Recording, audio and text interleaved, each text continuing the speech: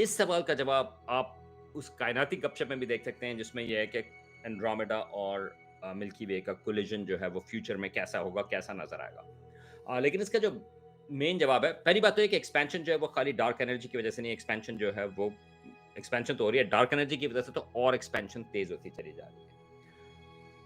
लेकिन कायनात तो फैल रही है, बड़े स्केल के ऊपर।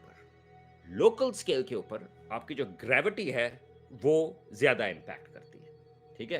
तो ये उसी तरह की चीज़ है कि कायनात तो फैल रही है, तो फिर हमारा सोलर सिस्टम जो है, वो हमारी मिल्की वे का हिस्सा क्यों है?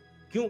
क्योंकि मिल्की वे की जो ग्रेविटी है, वो ज़्यादा इम्पैक्ट कर रही है कंपेयर्ड के हमारी जो कहकशां हमारी कायनात की एक्सपेंशन की इम्पैक्ट, ठीक है? इसी तरह से हमारे जो मिल्की वे और एंड्रोमेडा का जो फ़ासला है, उस हिसाब से उनकी अपनी जो कशिश-ए-सकल उर्दू के हिसाब से, जो ग्रेविटी है, वो ज़्यादा पावरफुल है कंपेयर्ड के जो ओवरऑल लार्ज स्केल की जो एक्सपेंशन है, ठीक है? अगर आप कायनात को बड़े स्केल के ऊपर देखें तो येस, तमाम चीज़ें जो एक्सपैंड हो रही हैं, लेकिन लोकल स्केल के ऊपर जो हैं, कहकशाओं की ग्रेविटी एक-दूसरे के साथ वो ओवरकम करती है और उनके टकराव होते हैं और हमें पता है कि उनके बेतहाशा कहकशाएँ जो हैं, वो टकराती भी हैं।